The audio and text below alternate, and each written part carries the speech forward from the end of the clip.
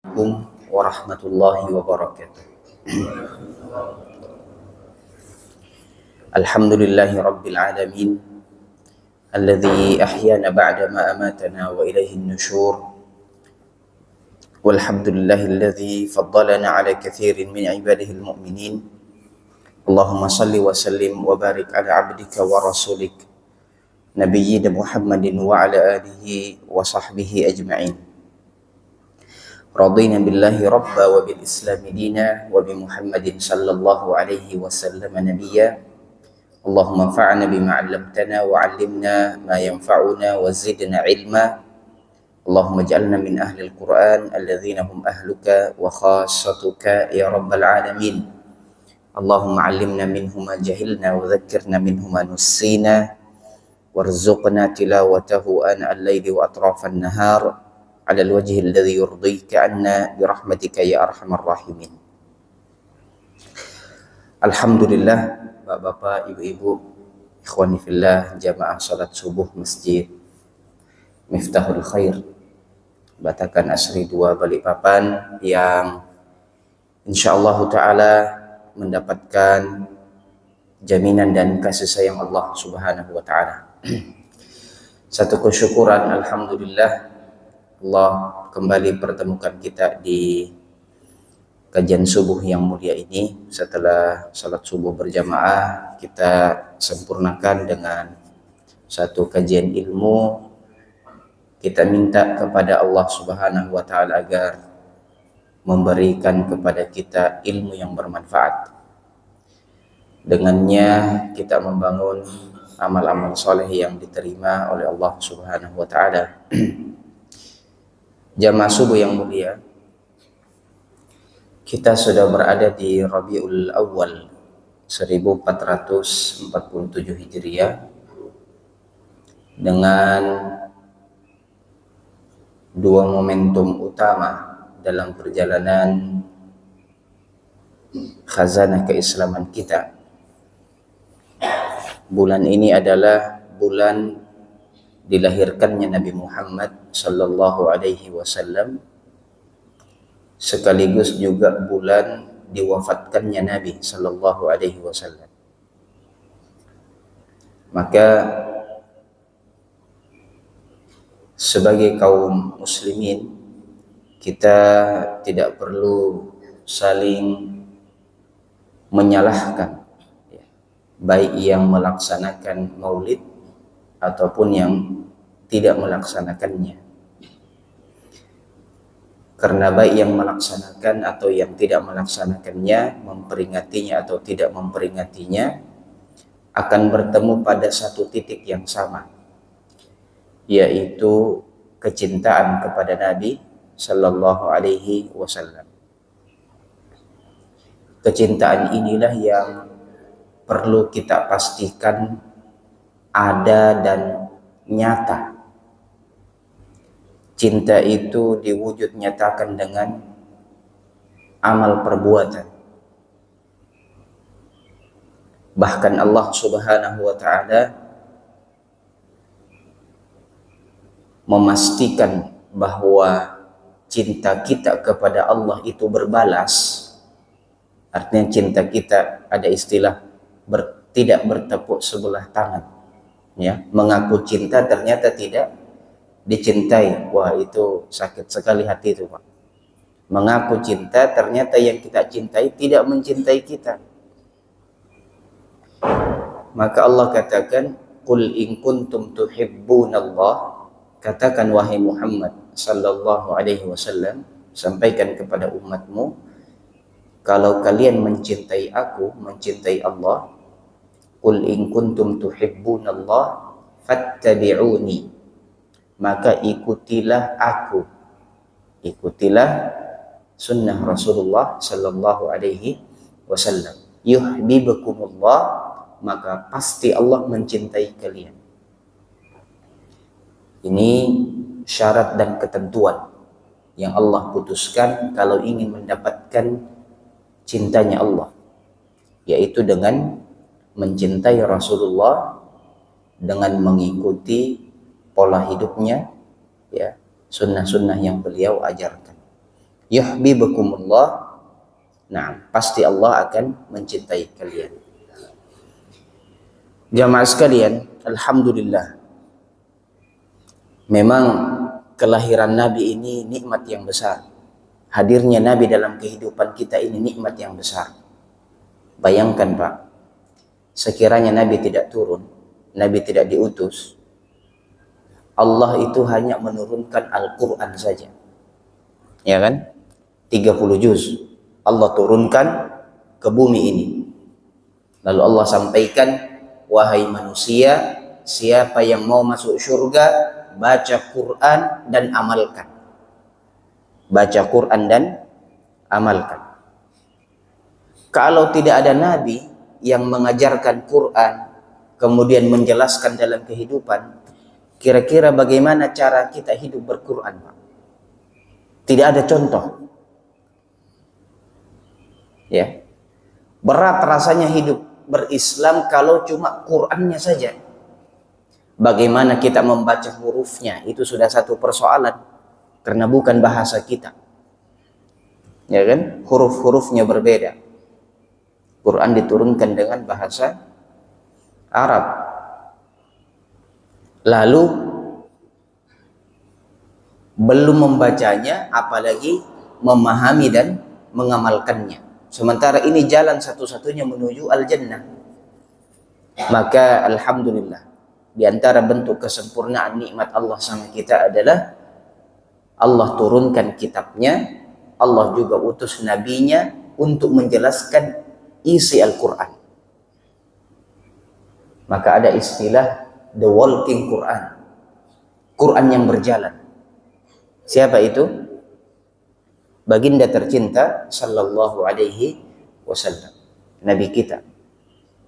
Nah, the walking Quran, Quran yang berjalan. Kalau ibunda kita mengatakan, Aisyah radhiyallahu anha, kana khuluquhul Quran. Akhlaknya Nabi itu Quran. Maka ada model, ya, ada contoh yang bisa kita lihat. Ibu-ibu kalau mau buat satu makanan, dikasih resepnya saja, resepnya, ya, itu berbeda dengan kalau dikasih resep dan tata cara masaknya, ya kan? Apalagi kalau ada video tutorialnya, apalagi kalau ketemu langsung dengan orang yang punya resep ini dan langsung praktek di situ, akan beda dengan orang yang otodidak belajar dari sekedar rumus-rumus biasa. Dulu Pak, ada buku menu itu, ya, saya ingat, masya Allah, resep buat ini, buat ini, buat ini, ya. Tapi sekarang masya Allah, tinggal buka di internet, ada tata caranya, mulai buka bumbunya sampai cara makannya. Alhamdulillah, lengkap. Walillahil matsalul a'la. Begitu juga, ya, kehadiran Nabi Muhammad sallallahu alaihi wasallam betul-betul membimbing kita dari nol, bagaimana cara kita beribadah kepada Allah dan bagaimana kita bertemunya nanti, ya. Nah, ini alhamdulillah menjadi nikmat yang besar Allah hadirkan untuk kita. Qur'annya turun, nabinya diutus sallallahu alaihi wasallam. Ikhwani fillah, jamaah salat subuh yang mulia, maka di antara kesyukuran kita atas hadirnya Nabi Muhammad sallallahu alaihi wasallam, yang mana kecintaan kita kepada beliau adalah syarat dari sempurnanya iman. Ya, syarat dari sempurnanya iman. Seolah-olah tidak ada nilai dari salat, puasa, zakat, haji yang kita laksanakan kalau tidak terbangun atas mahabbatur Rasul, kecintaan kepada Nabi. La yu'minu ahadukum, ya, hatta akuna ahabba ilaihi min walidihi wa waladihi wan nasi ajma'in. Tidak sempurna, kata Nabi, keimanan kalian kepada Allah kecuali aku lebih ia cintai melebihi cintanya kepada bapaknya, anaknya, dan seluruh manusia. Nah, ini menjadi titik muhasabah kita di bulan Maulid ini. Bagaimana kecintaan kita kepada Nabi Sallallahu Alaihi Wasallam melebihi kecintaan kita kepada segala sesuatu. Umar radhiyallahu anhu, Amirul Mukminin, pernah menyatakan cintanya ke depan Nabi. Beliau katakan, "Ya Rasulullah, la anta ahabbu ilayya min kulli syai' hatta min nafsi, illa min nafsi. Ya Rasulullah, engkau sangat aku cintai melebihi segala sesuatu kecuali kecintaanku pada diriku sendiri." Artinya Umar ini masih lebih suka dirinya daripada Nabi. Kalau dengan dunia yang lain dia sudah tuntas, Nabi lebih dia cintai kecuali dirinya. Artinya kalau ada undian atau kalau ada dua pilihan, ya, siapa yang harus selamat, Umar pilih siapa? Umar pilih dirinya, biar aja Nabi yang celaka, biar aja Nabi yang diambil, karena dia masih sayang betul dengan dirinya. Lalu Nabi mengajarkan kepada Umar cinta yang benar. La ya Umar, tidak begitu caranya wahai Umar. Caranya adalah an akuna ahabba ilaika hatta min nafsik. Engkau harus cintai aku wahai Umar melebihi kecintaanmu kepada dirimu sendiri. Artinya kalau harus ada yang dikorbankan, korbankan dirimu, jangan aku. Ya. Maka Umar mengatakan, la anta ahabbu ilayya hatta min nafsi. Engkau lebih aku cintai ya Rasulullah melebihi kecintaanku pada diriku sendiri. Maka Nabi memberi kabar gembira, al-ana ya Umar. Sekarang wahai Umar, engkau sudah mengetahui cinta yang hakiki. Masya Allah. Beginilah ya Nabi SAW ajarkan kepada kita. Di antara wujud nyata jamaah sekalian adalah kita mempelajari sunnah-sunnah beliau. Kita mempelajari pola hidup beliau. Nah, ini momentum kita mempelajari hadis Umdatul Ahkam dalam menapaki atau napak tilas kehidupan beliau, bagaimana dulu beliau sallallahu alaihi wasallam beribadah, bagaimana dulu beliau bermuamalah dalam kehidupan. Ya, karena sudah terlampau jauh, ya. Sekarang sudah abad ke-15 Hijriah, 15 abad yang lalu, jamaah sekalian. 15 abad yang lalu Nabi hidup. Kalau dulu para sahabat itu sampai mengikuti Nabi di tapak kakinya. Jadi kalau Nabi jalan, mereka juga menginjaki apa? Telapak kakinya Nabi. Supaya betul-betul ittiba'nya seperti itu, mengikuti Nabi sampai dengan cara jalannya. Kan cara jalan kita berbeda-beda, Pak ya. Beda-beda jalan kita. Ada yang langkahnya itu kecil, ada yang langkahnya lebar. Ada yang telapak kakinya begini kalau jalan. Ya, ada yang begini. Nah, yang ideal itu lurus. Dalam dunia kesehatan juga, kalau telapak kakinya terlalu lebar melangkah, pinggulnya terbuka, pinggangnya terbuka. Ada yang tersumbat di belakang. Tapi kalau telapak kakinya lurus, tetap insya Allah rangka tubuhnya juga akan normal. Makanya posisi sholat itu Pak, berdiri yang paling sempurna, dua telapak kaki kita harus menghadap ke kiblat. Begitu juga kalau duduk, ya, jari-jarinya harus menghadap ke ditekuk menghadap ke kiblat. Karena memang sentral, ya, harus lurus. Kalau berdirinya begini, itu ngantuk sedikit bisa terbanting ke belakang, Pak. Ya. Kalau kaki kita begini sholatnya, itu kuda-kudanya tidak kuat atau begini. Tapi kalau begini, insya Allah ya stabil sholatnya. Nah, sampai cara jalannya diikuti, ya Nabi kalau melangkah begini, telapak kakinya, maka diikuti juga oleh para sahabat. Nah itu namanya ittiba. Masya Allah. Karena sudah terlampau jauh, ya 15 abad, Nabi tinggalkan untuk kita dua hal, kitabullah wa sunnatin Nabi sallallahu alaihi wasallam. Baik, jamaah sekalian, pada pertemuan sebelumnya kita sudah membahas hal-hal yang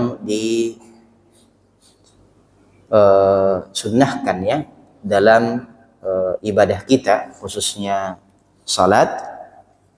Kita akan masuk pada pembahasan hal-hal yang dimakruhkan atau bahkan dilarang ketika kita melaksanakan ibadah salat. Hadis terakhir adalah tentang siwak ya. Kalau mau salat kata Nabi, laula an asyqa ala ummati la amartuhum bis siwaki 'inda kulli salah. Sekiranya tidak memberatkan umatku, aku akan perintahkan mereka untuk bersiwak setiap mau salat. Ini artinya sunnah. Kalau mau salat, bersihkan dulu mulut kita. Bersihkan dulu mulut kita. Supaya munajat dalam salat itu sedang komunikasi dengan Allah. Jangan sampai berkomunikasi dalam kondisi mulut kita, mohon maaf, kurang sedap aromanya. Ngobrol dengan tetangga saja, Pak. Tetangga kita. Malu betul rasanya kalau mulut kita masih bau kurang sedap. Ya. Bangun tidur, ngomong dengan istri, belum sikat gigi, perang dunia ketiga. Ya kan? Tidak enak. Tapi kalau adab, kesempurnaan adab seorang muslim, dia bersihkan dulu giginya, mulutnya. Apalagi kalau bertemu dengan Rabbul Alamin, Allah Subhanahu wa Ta'ala. Bil khusus kalau kita baru saja mengonsumsi makanan-makanan tertentu. Misalnya Nabi bilang, jangan dekati tempat sholat kami. Nabi bilang, jangan dekati tempat sholat kami kalau baru selesai makan apa? Bawang putih, bawang merah, khususnya bawang putih. Bawang-bawangan ini kalau habis makan bersihkan dulu. Kita bertanya-tanya, kenapa ya Rasulullah? Kenapa? Kenapa kalau habis makan bawang tidak langsung ke masjid? Nabi bilang, karena malaikat yang ada di masjid ya, itu terganggu dengan hal-hal yang manusia terganggu dengannya. Apa kita terganggu kalau ada orang bau bawang? Terganggu. Maka malaikat pun tidak mau mendekat. Malaikat pun tidak mau mendekat. Maka Nabi menginginkan, dan orang yang buruk adalah orang yang malaikat saja menghindar dari dia. Ya, na'udzubillah. Semoga tidak terjadi. Maka bersihkan dulu mulut kita. Nah, baik. Tapi apa hukumnya orang yang salat dan belum bersiwak, belum sikat gigi? Sah. Secara hukum sah salatnya, ya. Tapi dalam kesempurnaan dia belum menjalankan sunnah. Sudah sikat gigi saja Pak, terkadang masih kurang sedap aroma kita kan? Bau betul mulutmu. Barusan saya sikat gigi. Barusan. Bagaimana kalau belum sikat gigi? Nah, ini kesempurnaan yang Nabi ajarkan untuk kita. Tapi Nabi ungkapkan dengan narasi yang indah.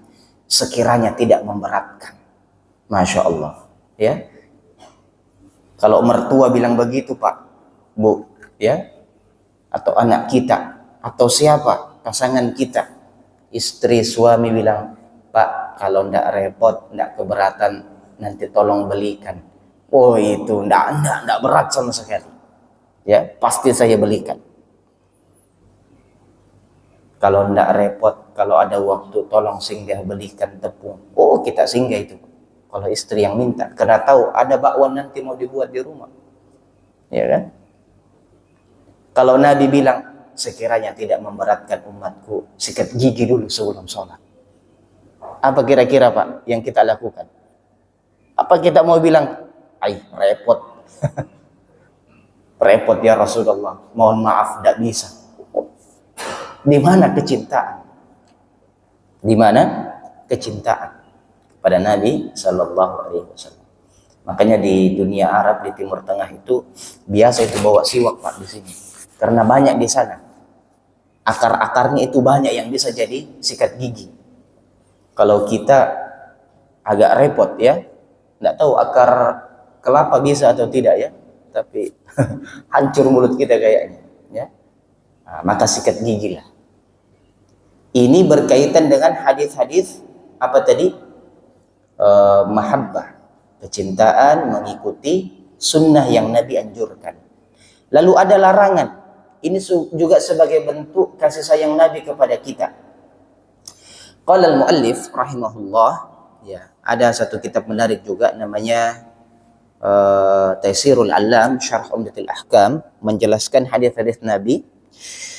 Qala al-muallif rahimahullah, al-makruh indal usuliyin huwa ma yuthabu tarikuhu wa la yu'aqab fa'iluh.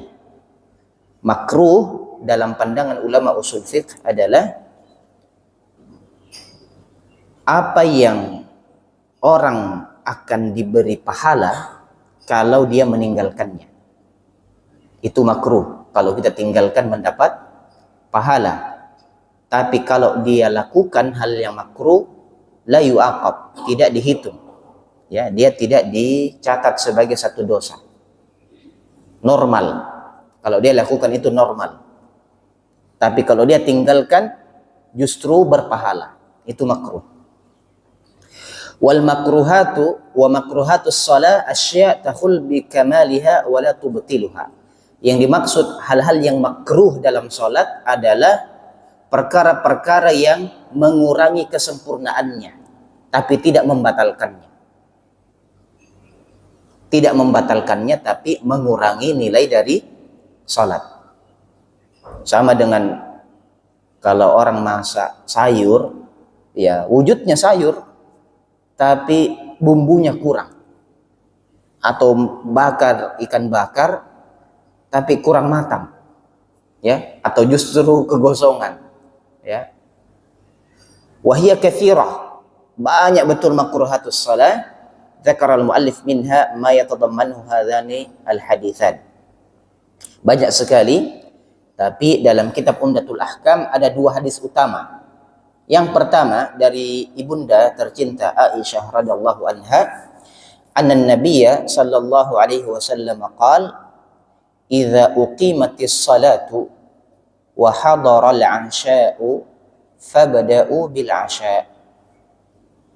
Nabi bersabda, apabila salat telah ditegakkan, telah didirikan. Uqimat artinya muadzin sudah mengatakan iqamat, mengumandangkan apa? Iqamat. Allahu akbar, Allahu akbar, asyhadu an la ilaha illallah, ya. Imam sudah salat, wa hadaral 'asha. Ketika iqamat, ya, atau menjelang iqamat, kadang kita lihat 3 menit lagi, ya, qomat. Hadaral 'asha, tiba-tiba makan malamnya dihidangkan. Makan malamnya dihidangkan. Maka Nabi katakan ada 2 pilihan. Mulai salat dulu atau makan dulu. Maka Nabi katakan fabda'u bil 'asha, mulai dengan makan dulu. Mulai dengan makan dulu. Nah, ini tuntunan Nabi sallallahu alaihi wasallam. Maka salat, ya, kalau salat didahulukan daripada makan, apakah sah salatnya? Sah. Tapi hukumnya apa? Makruh. Hukumnya adalah makruh. Nah, di sini jamaah sekalian kita akan pelajari beberapa hal penting. Yang pertama, yutlabu fis salatil khusyu' wal khudu' wa hudurul qalb. Yang diminta dari kita semua ketika menegakkan salat adalah kekhusyuan, ketundukan kepada Allah dengan hadirnya hati. Jadi salat ini harus dengan hadirnya hati, kekhusyuan. Lianna dzalika huwa ruhus shalah. Itulah ruh dari salat. Salat tanpa kekhusyuan, hadirnya hati, tidak ada nilainya. Bihasabi wujudi hadzal ma'na yakunu tamamus shalah au naqsuha. Maka kesempurnaan salat dilihat dari kekhusyuan kita. Nah, fa idza uqimatis salatu wat ta'amu wasyarabu hadir fayanbaghi al-bida'ah bil akli wasyurbi hatta tankasira na'am nahmatal musalli wa la yata'allaq dhihnuhu bih wa kay la yansarif qalbuhu 'anil khusyu'il ladzi huwa lubbus shalah. Maka apabila makanan atau minuman dihidangkan ketika salat telah didirikan, mulai dulu dengan makan dan minum itu, jangan sampai jasadnya bertakbir tapi hatinya bilang enak betul contohnya tadi itu, pasti enak, ya, makanannya pasti enak, masya Allah. Maka jasadnya berada di depan Allah, hatinya ada di ruang makan, ada di atas piring. Alhamdulillah. Ini kalau sholatnya sudah ditegakkan.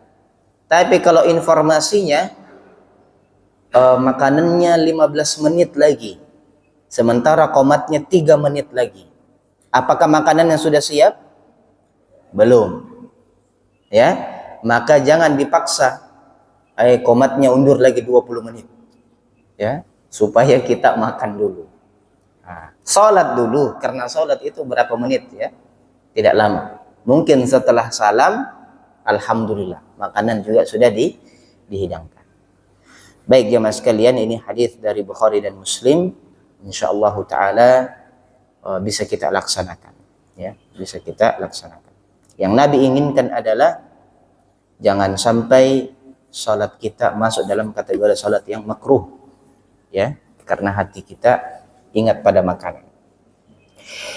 Berikutnya wali Muslim tadi dari Bukhari, Ana Aisyah radhiyallahu anha qalat sami'tu Rasulullah sallallahu alaihi wasallam yaqul la salata bihadrati at-ta'am wa la huwa yudafi'uhu al-akhbathan.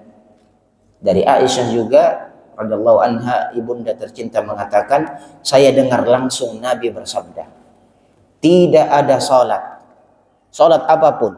Di dalam bahasa Arab ini la salata nafyun lil jins, tidak ada jenis salat apapun, baik fardu ataupun salat sunnah, ya, nafilah atau salat jenazah.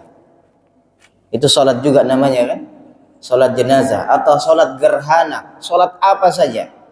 La salata bihadratit ta'am. Kalau makanan sudah dihidangkan, tidak boleh ada salat. Wala huwa yudafi'ul akhbathan. Tidak boleh juga salat dan orang yang salat menahan buang air kecil atau buang air besar. Tidak boleh. Nah, jadi input dan output ini Pak perlu diperhatikan dalam sholat. Baik input makanannya atau sudah qomat, takut terlambat sementara dia mau betul ke kamar kecil. Ini sholatnya apa? Makruh. Sholatnya makruh. Baik tentang makanan atau tentang hammam, toilet. Bayangkan kalau sholat zuhur 4 rakaat, imamnya khusyuk, dan dia sudah tahan itu air kecil sejak setengah jam yang lalu. Sholatnya dipastikan bagaimana Pak? Tidak khusyuk, ya, goyang sana, goyang sini. Nah, begitu juga kalau Nabi bilang al-akhbathan, ya, buang air kecil dan buang air besar. Nah, ini masuk juga kategori makruh. Sholatnya sah tapi nilainya kurang. Wallahu ta'ala a'lam. Allah subhanahu wa ta'ala mengatakan fungsi dari salat adalah untuk ingat kepadaku. Wa aqimis salata li dzikri. Salat itu ditegakkan untuk ingat sama aku. Jangan sampai salat yang tujuannya adalah untuk mengingat Allah, justru kita mengingat makanan atau tempat yang lain. Nah, jemaah sekalian, kita masuk pada pembahasan Awqatun nahyi, waktu-waktu yang diharamkan atau dilarang untuk kita melaksanakan salat. Ada waktu-waktu tertentu di mana Allah Subhanahu wa taala melarang kita untuk beribadah. Tidak boleh ruku, tidak boleh sujud pada waktu-waktu yang terlarang. Qala al-muallif rahimahullah, hadziratis salatu fi awqatin muayyana. Salat ini dilarang di waktu-waktu tertentu lihikamin ya'lamuha syari', karena hikmah-hikmah yang besar hanya diketahui oleh Allah Subhanahu wa taala asy-syari' yang memberikan syariat. Qalibti'ad an musyabahatil kuffar fi waqti ibadatihim. Di antara contohnya adalah agar kita menyelisihi orang-orang kafir dalam ibadah yang mereka yakini itu ibadah. Wa uqatun nahyi thalatha. Larangan-larangan waktu ada 3 hal. Ada 3 masa. Yang pertama, min salatil fajri hatta tartafi'a asy-syamsu anil ardi qaida rumh. Ya, dari setelah salatul fajar, ya, sampai matahari meninggi setinggi anak panah. Setinggi anak panah. Nah, ini yang pandai memanah tahu bagaimana ukurannya. Kalau kita ke pantai atau kita ke daerah tertentu, dataran bumi paling dasar, ketika matahari terbit bisa diukur. Ini anak panah, kalau sudah setinggi ini, maka insyaallah ta'ala sudah boleh salat. Tapi kalau belum, maka itu waktu yang dilarang.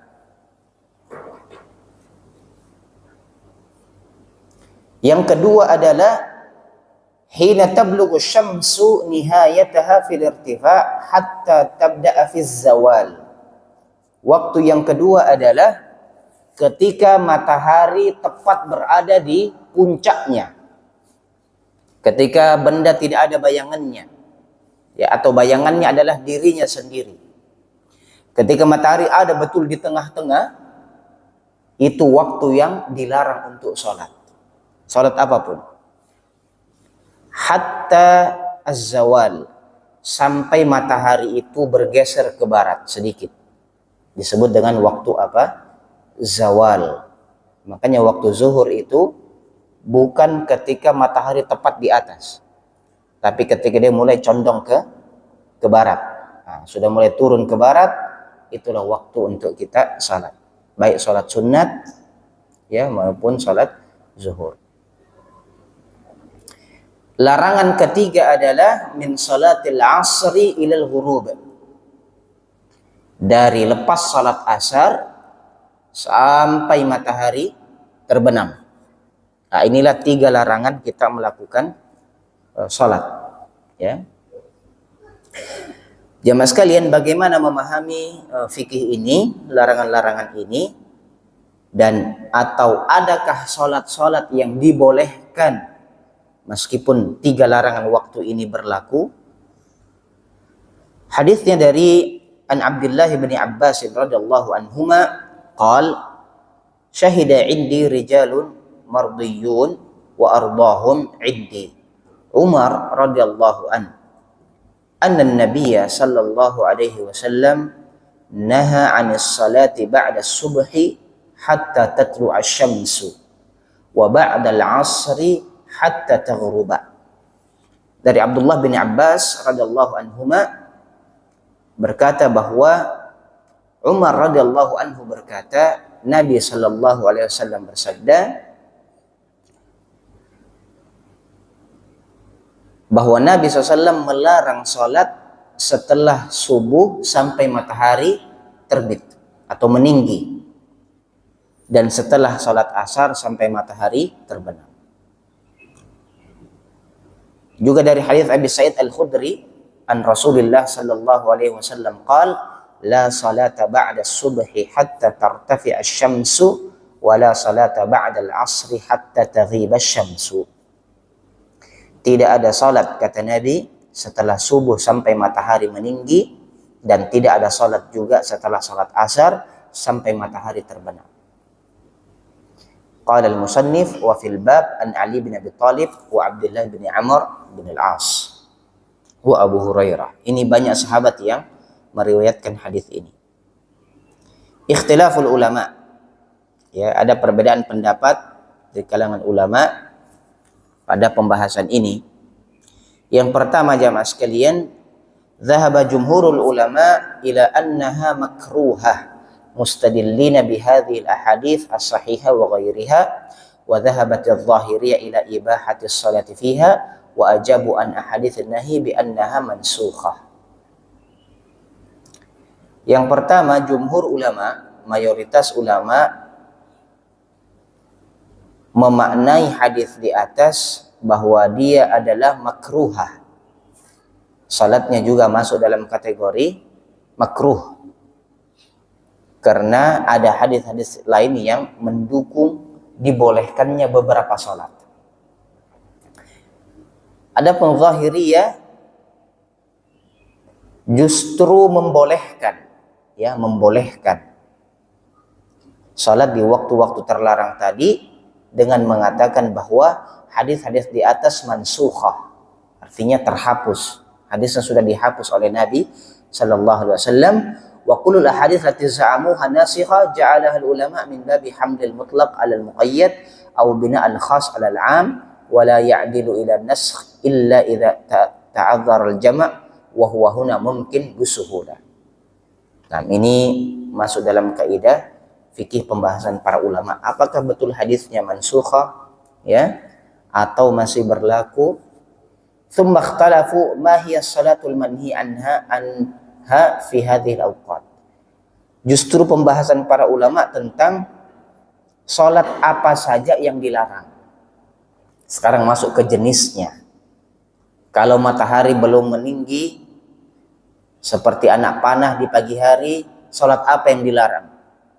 Kalau matahari di tengah, apa yang dilarang? Dan ketika akan terbenam, salat apa yang dilarang? Fadhahab al-Hanifiyah wal Malikiyah wal Hanabilah, ini jumhur namanya, mazhab Abu Hanifah, Malik dan Ahmad bin Hanbal, ila annaha jami'ut tatawwu'at ma 'ada rak'atay tawaf mustadillin bi umumil nahyil warid fil ahadits. Jumhur ulama dari Hanafiyah, Malikiyah dan Hambaliyah, Hanabilah mengatakan yang dilarang adalah semua salat tatawwu'. Semua salat-salat sunnah tatawwu' itu dilarang, kecuali salat sunat 2 rakaat setelah tawaf. Kecuali salat sunat 2 rakaat setelah tawaf. Setelah tawaf 7 putaran di Ka'bah, ada salat di belakang makam Ibrahim. Nah, yang tadinya ihramnya berada di bawah lengan harus dikembalikan menutup pundak sempurna. Baru salat 2 rakaat. Itu dibolehkan meskipun matahari belum meninggi, masih di tengah atau menjelang terbenam. Karena dalil-dalil yang umum mereka pahami tentang salat 2 rakaat setelah tawaf. Wa madhhabus Syafi'iyah wa riwayatu anil Imam Ahmad wa ikhtaraha Syekhul Islam Ibnu Taimiyah. Adapun madhhab Syafi'iyah juga satu riwayat dari Imam Ahmad, dan ini dipilih oleh Syekhul Islam Ibnu Taimiyah rahimahullah wa jama'atu min ashabina ila annaha an-nawafilul mutlaqah 'anil asbab. Amma as-salawatu dzawatil asbab ka tahiyatul masjid li dakhilihi wa rak'atayil wudu fajaiza 'inda wujudi sababiha fi ayyi waqtin kan. Nah, mazhab Syafi'iyah dan dipilih juga oleh Syekhul Islam Ibnu Taimiyah dari satu riwayat Imam Ahmad bahwa yang dilarang adalah nawafil mutlaqah, salat-salat nafilah yang sifatnya umum, tidak ada sebabnya. Seperti, ya, kalau yang nafilah umum itu kan 2 rakaat sebelum subuh, 4 rakaat sebelum zuhur, ya, nafilah yang sifatnya mutlaqah. Atau mau sholat hajat, sholat apa, ini yang dilarang. sifatnya mutlak, tidak terikat.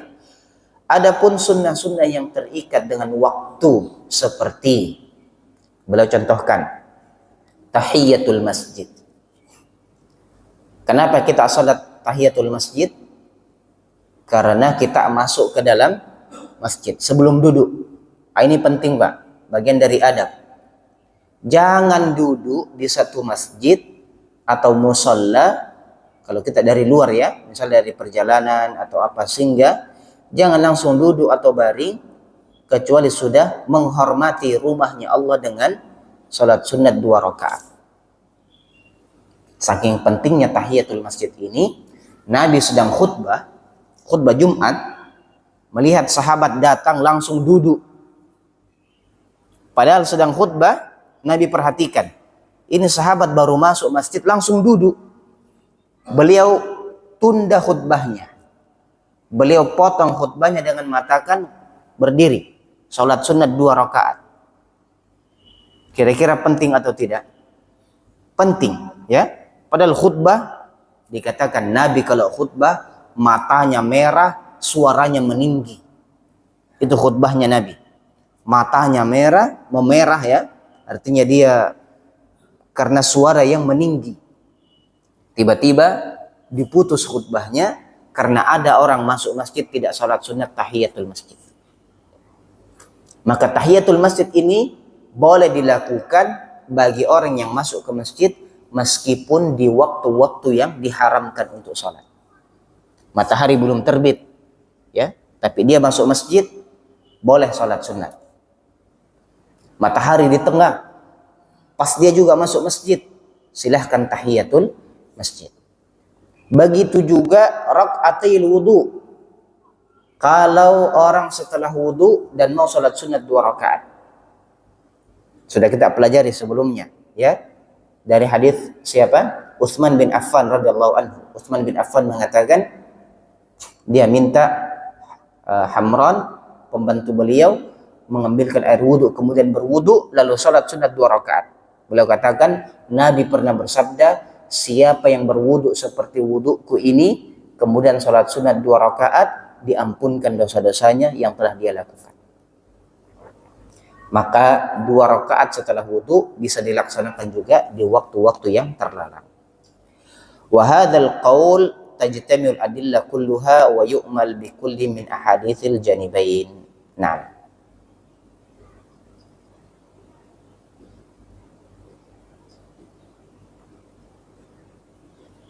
jamaah sekalian yang dimuliakan oleh Allah Subhanahu wa taala. Nah, ini diantara pelajaran yang bisa kita kaji pada kesempatan yang mulia ini. Mudah-mudahan kita minta kepada Allah Subhanahu wa taala agar memberkahi majelis kita semua, ya, dan memberikan ilmu yang bermanfaat kita amalkan dalam kehidupan kita, ya, biiznillah taala. Juga banyak hadis yang menguatkan, kami bacakan di sini. 3 saat, ya. Ini dari Uqbah bin Amir mengatakan penjelasan sahabat. 3 saat nahana Rasulullah SAW yanhana an musallifihin au an naqbura fihinna mautana, atau salat atau menguburkan jenazah. Ihdaha hina yaqumu qa'imuz zahira. Di antaranya adalah kalau waktu yang terlarang tadi yang Nabi sebutkan, tiga waktu yang Nabi larang tadi. Ikhwani fillah yang dimuliakan oleh Allah Subhanahu wa taala, biiznillah pada pertemuan berikutnya kita akan masuk pada hadis Nabi hampir melaksanakan salat asar ketika matahari mau terbenam. Nah, jadi bagaimana kaitannya kalau salat yang dilakukan adalah salat fardu, salat wajib. Waktu terlarang tapi dia belum salat asar. Waktu terlarang tapi dia belum sholat subuh. Secara umum, karena dia sifatnya wajib, maka harus dilaksanakan. Karena kalau lewat waktunya, sudah lewat masa dari sholat tersebut. Tapi apa dalilnya? Ada kejadian menarik dalam perang Khandaq, ya, perang Ahzab. Insyaallah kita kaji dalilnya di pertemuan berikutnya biidznillah taala. Kita sempurnakan majelis yang mulia ini dengan doa kafaratul majlis. Subhanakallahumma rabbana wa bihamdik asyhadu an la ilaha illa anta nastaghfiruka wa natubu ilaik. Wa sallallahu wasallam wa baraka ala nabiyyina Muhammad wa ala alihi wa sahbihi ajmain. Terima kasih dan mohon maaf. Assalamualaikum warahmatullahi wabarakatuh.